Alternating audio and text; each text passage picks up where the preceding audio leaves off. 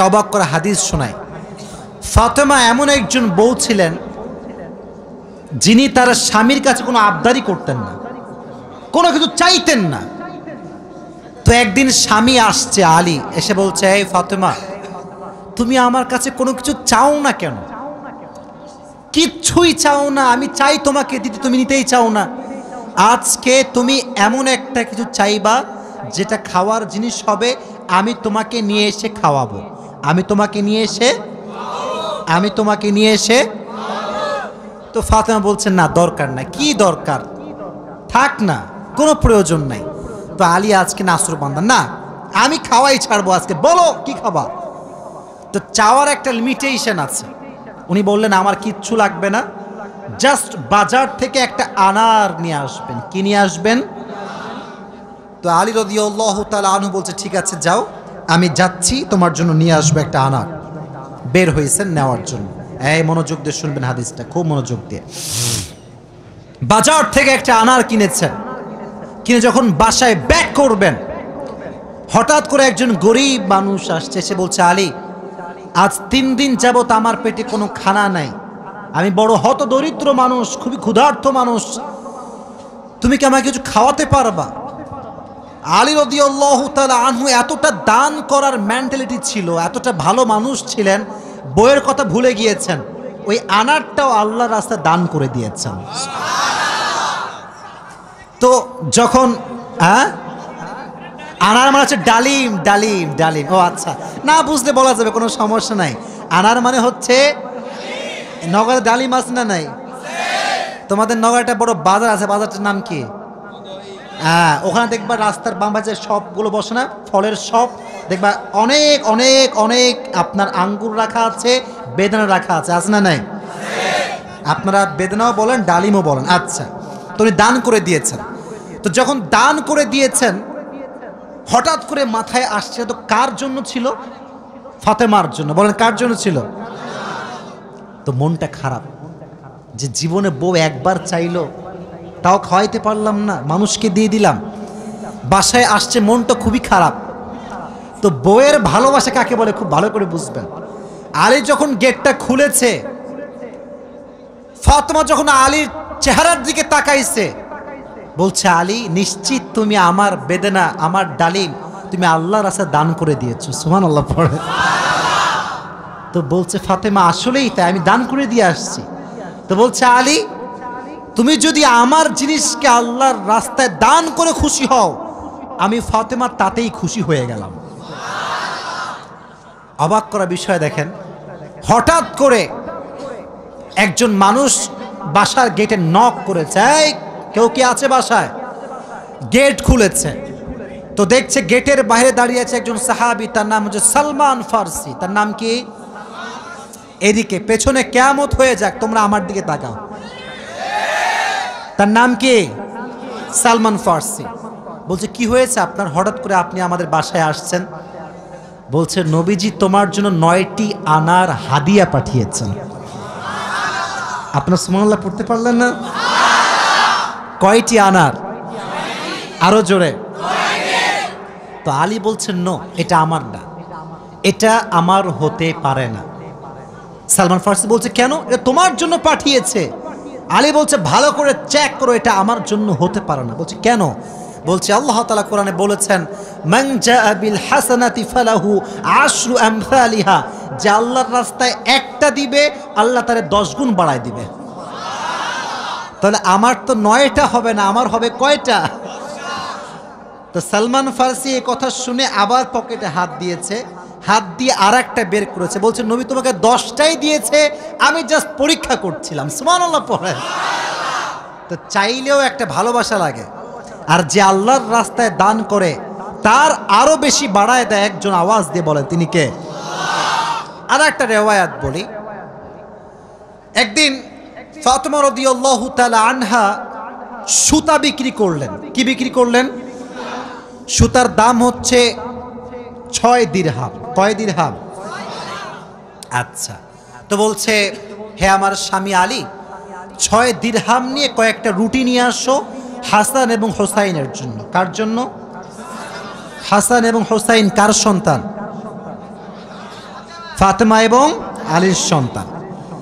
তো অবাক করে একটা রেওয়ায়াত, আমি জাস্ট গতকালকে এটা পড়লাম, এটা আমি আগে জানতাম না। তো বের হয়েছে বাসার থেকে রুটি কিনবার জন্য। কি কিনবার জন্য? রুটি কিনে ফেলেছে। Just he was coming back to home, বাসায় আসছিলেন। হঠাৎ করেই গরিব আসছে, অসহায় মানুষ। আলী, কিচ্ছু নাই পেটে খাওয়ার মতো, তুমি কিছু দিতে পারবা? আলীর মনোমাইন্ড এতটা বড় ছিল, যা কিনতে গিয়েছিল ফ্যামিলির জন্য ওইটাও আল্লাহ রাস্তায় দান করে দিয়েছে। জোরে সোরে পড়ুন সুবহানাল্লাহ। সন্তানের জন্য খাবার আপনি কিনেছেন, কিন্তু দান করে দিয়েছেন, কিন্তু ভেতরে একটা কষ্ট আছে না নাই? দেখো এই যুবকেরা, প্লিজ প্লিজ লাফালাফি করো না, এদিকে আমার দিকে একদম স্থির হয়ে থাকো, চুপচাপ স্থির থাকো। কারণ নওগাঁর মানুষ তো এরা অভদ্র ঘরের সন্তান, এরা সব ভদ্র ঘরের সন্তান, ঠিক না? চুপচাপ থাকেন। তো যখন ফিরে আসবেন, হঠাৎ করে একজন লোক আসছে, এসে বলছে, আলী তুমি কি উটটা কিনবা? উট? বলেন কি? তো আলী বলছে, না ভাই, টাকা পয়সা নাই, কেনার সম্ভব না। তো বলছে, তোমাকে আমি এইটা এখন দিচ্ছি, তোমার যখন বিক্রি করার সুযোগ হবে তখন বিক্রি করবা, তোমার লাভ তুমি রাখবা, আর আমারটা আমাকে দিলেই হবে। তো আলী বলছে, ঠিক আছে দাও। জাস্ট উটটা নিয়েছে, উট নিয়ে বাসায় ব্যাক করবে, আবার আরেকজন আসছে, বলছে, ভাই এর দাম কত নেবেন বলেন? বলছে, ভাই আপনি দাম বলেন। যে উটের দাম হোক 200 দিরহাম, ওই লোক আগেই বলছে, আমি এটাকে তোমার কাছ থেকে 300 দিরহাম দিয়ে ক্রয় করে নিব। নিয়ে নিয়েছে উট। তাহলে আগে ছিল মাত্র কয় দিরহাম, এখন তিনি কয় দিরহামের মালিক হয়ে গেলেন? সুবহানাল্লাহ পড়তে পারলেন না? এখন এই যে 300 দিরহামের মালিক যাকে দিবে, লভ্যাংশ খুঁজে পায় না। কই গেল লোকটা? লোক আর খুঁজে পায় না, না পেয়ে বাসায় আসছে। যখন গেট খুলেছে, গেট খুলেই দেখছে নবীজি তার বাসার ভেতরে বসে আছে। বলছে, আলী আজকের ঘটনা তুমি বলবা নাকি আমি বলবো? বলছে, নবী আপনিই বলেন। বলছে, তোমার কাছে সর্বপ্রথম যিনি উট বিক্রি করেছিলেন তিনি আর কেউ নন, তিনি হচ্ছেন জিবরাইল। আর যিনি ক্রয় করেছেন 300 দিরহাম দিয়ে, সে কোনো মানুষ নয়, তিনি হচ্ছেন ইসরাফিল। কেন নবী, এটা কেন আমার সঙ্গে হলো? বল, তুমি যে নিজে না খেয়ে মানুষকে খাওয়াইছো, এটা আল্লাহর কাছে বড্ড ভালো লেগেছে। তো আল্লাহ তোমার এত বেশি বাড়ায় দিয়েছে যে তুমি কল্পনাই করতে পারো না। সুবহানাল্লাহ পড়েন। তাহলে প্রিয় ভাইয়েরা, আল্লাহর রাস্তায় দান করার জন্য আলী এবং ফাতেমার থেকে শিক্ষা নেওয়ার দরকারটা আছে না নাই? যতটুকু পারি নিজেও খাবো, মানুষকেও দিব। নিজে খাবো, মানুষকে দিব না, এটা স্বার্থপর ছাড়া কিচ্ছু হতে পারে না। আমরা স্বার্থপর হব না, ভালোবেসে যাব। আল্লাহ ভালোবাসার মন আমাদের দান করুক, পড়না আমিন। আর একটা হাদিস, আচ্ছা বলেন তো পরিবারের, আচ্ছা এখানে সব যুবক আমার মনে হয় আমরা মধ্যবিত্ত পরিবারের সন্তান, ঠিক আছে না প্রিয় ভাইয়েরা? শোনেন একটা কথা বলি, অনেক সময় অনেক যুবকের মন খারাপ হয় যে হুজুর শখের একটা R15 নাই, শখের একটা আইফোন নাই, ঠিক আছে না প্রিয় ভাইয়েরা? শখের একটা গাড়ি নাই, শখের একটা বাড়ি নাই। অনেকের এটা কষ্ট থাকে, না বললে হবে না, এটা মানুষ হিসেবে কষ্ট লাগে, ঠিক আছে, কিন্তু মাথায় রাখবা, এদিকে হাদিস বলছি, গরিবরা, মধ্যবিত্তরা বড়লোকের চাইতে 500 বছর আগেই জান্নাতে প্রবেশ করবে। এবার খুশি না বেজার? এবার হাদিস শোনা। হঠাৎ করে একদিন আলী এবং ফাতেমার ঘরে এতটা অভাব, ভাত নাই, চাল নাই, ডাল নাই, কিচ্ছু নাই, একেবারে 3 দিন যাবত না খাওয়া। কয়দিন? এটাই কম মনে হচ্ছে আপনার কাছে? কম না বেশি? আপনি বিশ্বাস করেন আজকালকার যুবকরা বডি বিল্ডিং করে, ইভেন তার 6 প্যাক বডি আছে, কিন্তু রোজা রাখতে চায় না। এই এলাকায় মনে হয় নাই? খবর লাগাবেন না, আপনার ভাবিও রোজা রাখে না, খবর লাগায় না। আপনি বলবেন যে ভাবি হোয়াট ইজ দিস, রোজা রাখেন না? এখন বলছে বাবা গায়ে শক্তি নাই, দুর্বল। একদিন এক যুবককে বললাম, কিরে তুই আমার ওয়াজ শুনিস না? বলছে অবশ্যই শুনি। তাই রোজা রাখিস না কেন? বলছে যে ভাই রোজা রাখলে বডি কমে যাবে।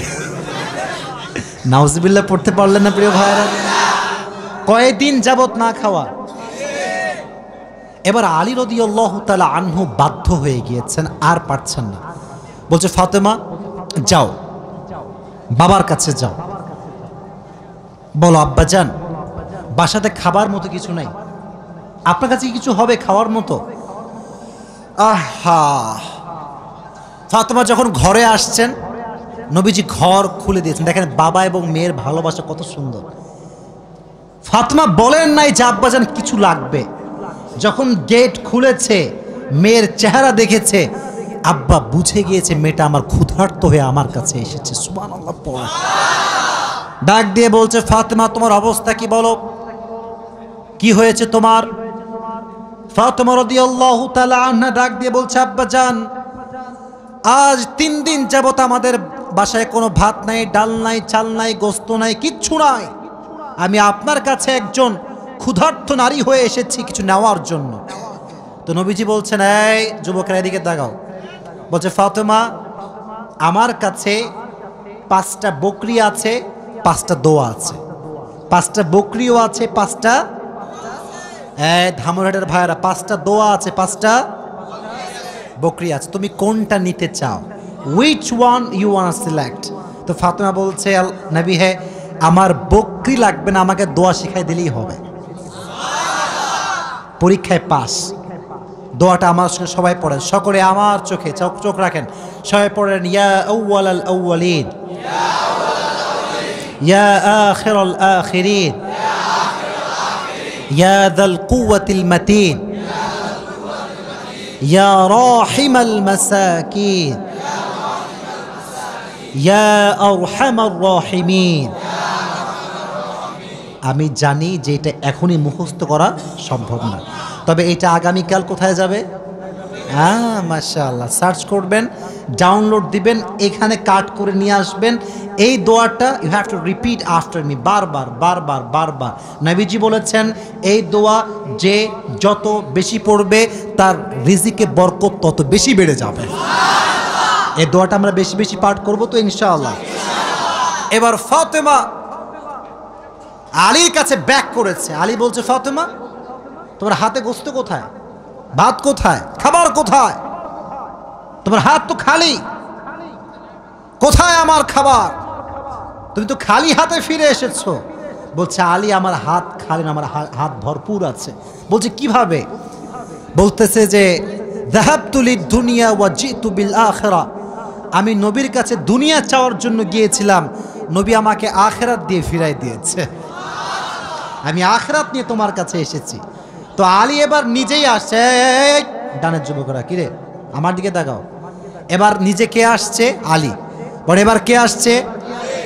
নবী হে অভাব, খাবার দাবার কিচ্ছু নাই। নবী এবার সংখ্যা বাড়ায় দিয়েছে। বলছে আমার কাছে 5000 বকরি আছে আর 5টা দোয়া আছে, তুমি কোনটা চাও? আলী বলছে নবী 5000 বকরি নয়, 5টা দোয়া হলেই চলবে। কতটা আল্লাহর উপরে ভরসা চিন্তা করেন। আমার মতো আপনার মতো মদন হইলে আগে বকরি দেন, তারপর দোয়া দেখা যায়, ঠিক কিনা যুবক ভাইরা? বলো। শুধু এইটা, বিপদে পড়লে মানুষ সুদও খায়, ঘুষও দেয়। আল্লাহর উপরে ভরসা করে কিছু থামবে, দোয়া করবে, তাহাজ্জুদ পড়বে, এই সবর মানুষের মাঝে নাই, ঠিক কিনা যুবক ভাইরা? বল। এজন্য আমাদের অভাব আসলে, দুঃখ আসলে আমরা ভরসা করব একজনকে। আওয়াজ দিয়ে বলেন তিনি কে? আপনারা মনে হয় বিরক্ত হয়ে গেছেন, আমি দোয়া করে দেবো, তাই না? না না, বিরক্ত হয়ে গেছেন মনে হয় না। আসলে খুব ভালো লাগলো এই বিষয়টা যে আপনারা এতটা আগ্রহী যে বৃষ্টি হচ্ছিল তা আপনারা জান নাই। এটাই প্রমাণ করে নওগাঁর মানুষ ইসলাম প্রেমিক মানুষ, কোরআন প্রেমিক মানুষেরা।